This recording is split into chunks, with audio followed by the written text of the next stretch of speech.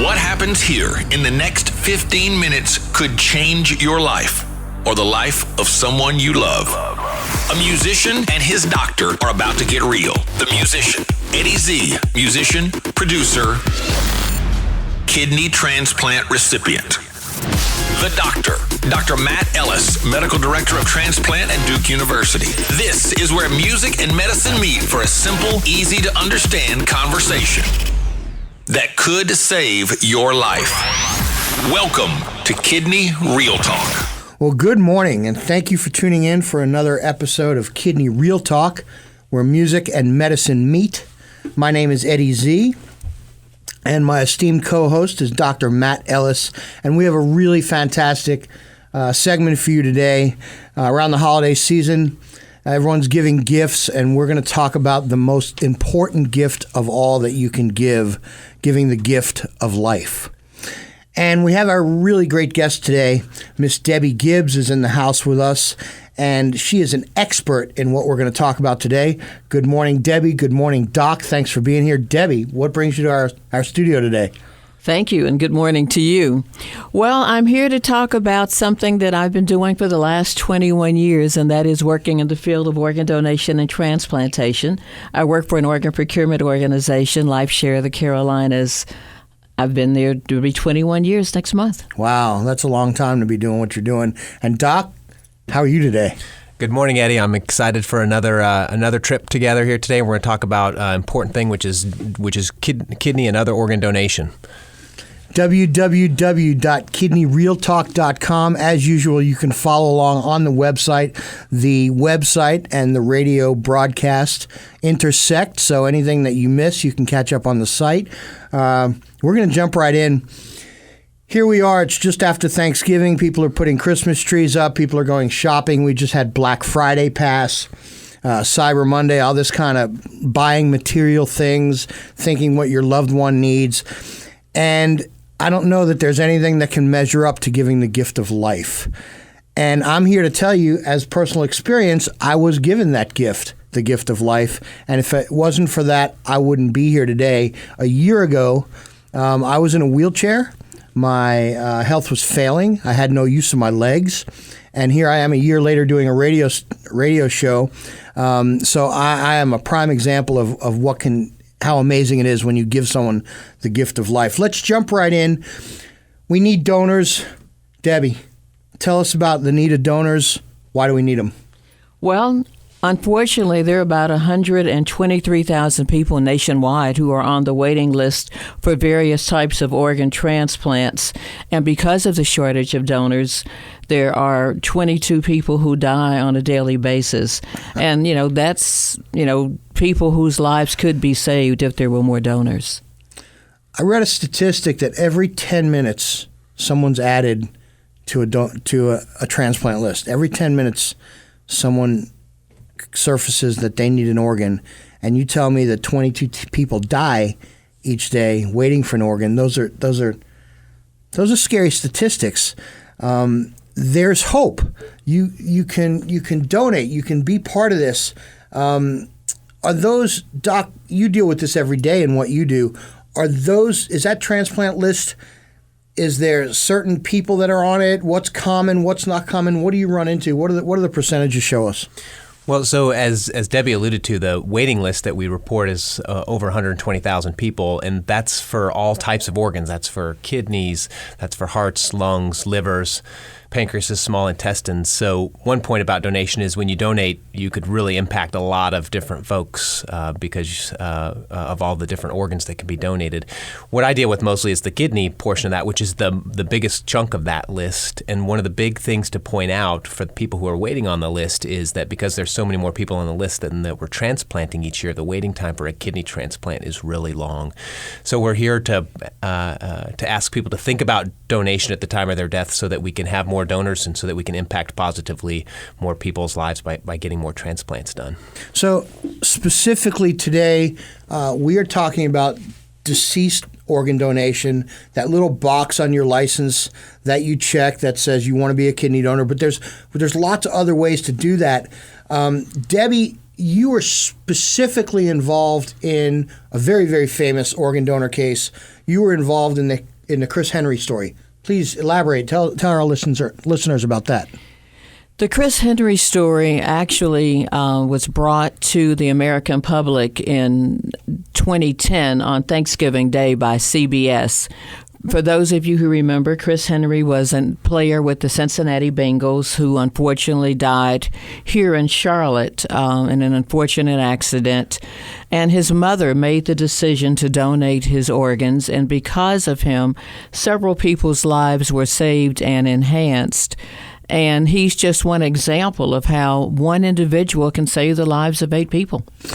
That's amazing. Now, I've learned in talking to you and in our work on this, that when someone passes, there are numerous parts of them that can go on to save other people, and there's different time frames involved. I was stunned when you told me the amount of organs that could be procured from someone. Get a little more specific. Obviously, we know about the kidney side of things, but there's NFL players that have been recipients of this and all kinds of stuff. Please elaborate. Well, as Dr. Ellis said, one person can donate 8 organs: your heart, your liver, your 2 kidneys, your 2 lungs, your pancreas, and small intestine, which are often used, by the way, for children. But in addition to organ donation, people can also be tissue and cornea donors. So as you mentioned in the case of Carson Palmer, and I'm sure there are other athletes as well, that have been able to receive tissue transplants to repair things like ACLs, which allows them to go back and to compete again. And that's for professional athletes as well as weekend athletes. And then, of course, there are people who have their sight restored because of corneal transplants, skin, which is recovered from someone's back, that is used for burn victims. So one person can really make a difference in the lives of several people.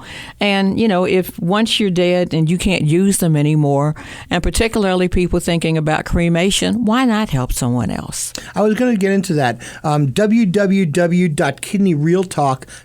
Please follow along. When you were talking about that, and I'm thinking, well, there's people in this world who want an open casket. And does that impact them being an organ donor? I mean, are they going to be like, oh my God, I can't do this because my family's going to see me in not the best light when I'm... How does that play into things? Well, that's one of those misconceptions that we try to dispel. Absolutely, if someone wants to be to have an open casket funeral, donation, organ, eye, and tissue donation does not prevent that. So people who want to have an open casket funeral can. They do it all the time, as well as so people will know having, being an organ donor does also not delay funeral arrangements. So it's really not. It's a game changer in the world, but it's not a hurdle. It doesn't sound like in any way. It doesn't delay things. It doesn't affect the way you're going to look if you decide to be an open casket, if you get cremated. I mean, the amount of good that can come from it is amazing. That being said, we all know, if you remember when you went and got your driver's license, they asked you the specific question, did you want to be an organ donor? You checked the box. But we only go and get our licenses once every 6 years or 8 years. Maybe your views have changed. Maybe you were in a bad mood that day. Maybe you didn't understand what does it mean. So I know from talking to you that once or every 6 or 8 years isn't the only opportunity to decide to become a donor. How else can someone decide if they change their mind, they want to jump on it today? Tell us how that works. Well, there is actually a registry that people can sign up on, and they can do it, in the leisure of their home by going to www.donatelife.net, and you can register online as an organ, eye, and tissue donor. And we also encourage people, once you've taken the step of either signing up at the DMV or online, that you let your family know that you've done so. It really does help families to know what their loved ones' intentions were at the time of their death, when they're obviously under a lot of stress. That's a great point. I was going to ask if that little box that you check on your license, is that binding, and if your family disagrees with you. But if you make them aware of your intentions, that takes all of that stuff out of the picture, it sounds like. Correct, but it is legally binding. It's just like if you decided you wanted your car to go to your favorite Aunt Sarah, that's binding. The same thing when you register as an organ donor, it is legally binding. Is that what it means when the Kidney Foundation says donate your car? No, I'm just kidding. No. So www.kidneyrealtalk.com, where music and medicine meet. We are talking today about giving the gift of life. If you're thinking about giving in this holiday season, I don't know, that little pair of Air Jordans or that little widget you're going to give does not compare with deciding that you're going to be a kidney donor and saving someone's life. I talked about it briefly from the recipient's point of view, because I'm here talking to you because I was a organ donor recipient. Debbie has talked to you a little bit from the point of view of how you become an organ donor. Now we're going to jump into the medical side of things, because Dr. Ellis deals with this every day. So someone passes, and Doc, you get a call. What happens? So Debbie can tell us a lot more about the logistics of how organs are sent to different transplant centers across the country. An important point to make, though, is that it's not completely black and white whether or not an organ will come to my medical center, as an example, to Duke, and whether we'll use it, because we do spend a great deal of time worrying about, is that the right organ for the patient that's in front of us? Specifically, we want to make sure that we have a good quality kidney, in my example, that will really work for the patient, because to your point, Eddie, we want people not only to be transplanted, but we want them to do it well and to live a long time with it. So sometimes the kidney that's being offered isn't the right one for our recipient. So it's not solely an issue of a computer algorithm and stuff. There's a lot of the art of this to make sure we're doing the right thing for the recipients as well. There is a organization that governs how these organs are doled out. It's called UNOS, as far as I know. Debbie, I know they have strict rules and regs on how this works, and sometimes people are weirded out by who's going to get mine, all this kind of stuff. Take us through the UNOS's role and how that works. Well, the first step to someone being an organ donor is obviously their decision to register. But once that is in place, and someone is in a hospital and they have been pronounced brain dead, in order to be an organ donor, you have to be brain dead. You can donate tissue and cornea if you die of cardiac death where your heart stops. But in order to be an organ donor, you have to be brain dead. So a person is in the hospital. Their organ procurement organization is contacted if death has been declared or is imminent. And so there are organizations all across the United States like LifeShare that get the call. Someone from our staff makes a decision whether or not, based on the person's health at the time of their death, whether or not they're suitable as a donor. The last thing we'd want to do would be to transplant a diseased organ to someone who's already sick. So we make a determination. We then present the family the information showing them where their loved one registered, at the DMV or online, so that the family has verification that this was, in fact, their loved one's registration. And then once all of those, things are taken care of, we, go through a medical and social history with the family. And then the process of how the organs are allocated goes into effect. Working through the UNOS system, UNOS has the database of all 100, plus thousand people who are on the waiting list, and they tell us which organ is going to go to what recipient around the country. And of course, the things that they are looking at is, of course, matching blood type, matching the size of the donor and the recipient, looking at who's been on the waiting list the longest, and even things like how long we have from the time the organ is removed until it can be transplanted. For a heart, for instance, that's only 4 hours. So obviously the recipient and the donor have to be within, a 4-hour traveling time of each other. So it's a very sophisticated mathematical algorithm that goes into effect that is designed to be fair, including waiting time. And so, as Dr. Ellis mentioned, all of those things, get considered. But what they don't consider is someone's wealth or celebrity or, any other, things that are kind of extraneous. It's only based on medical facts and on, very specific information like waiting times, and the size of the donor and the recipient.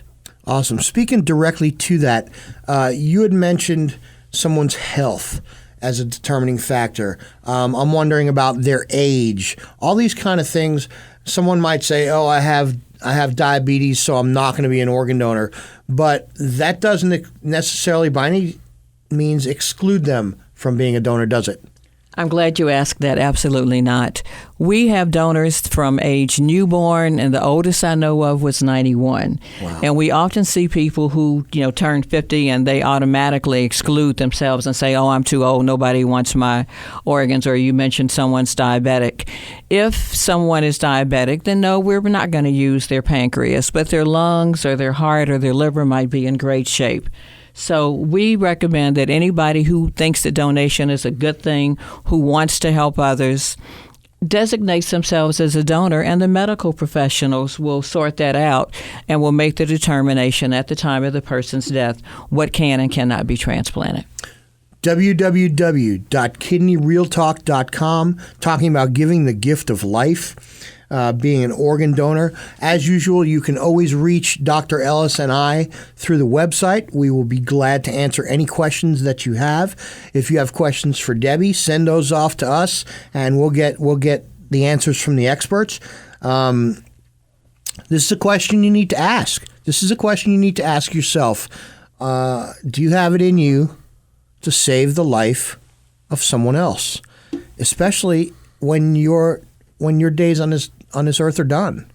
I know that, like I said, I'm very emotionally tied to this because I am the recipient of someone else's gift, and I'm here talking to you because of that. Debbie, lastly, are there religious implications to becoming an organ donor? No, they're not. In fact, every major religion in the United States does support donation as an act of charity, of doing unto others as you would have them do unto you.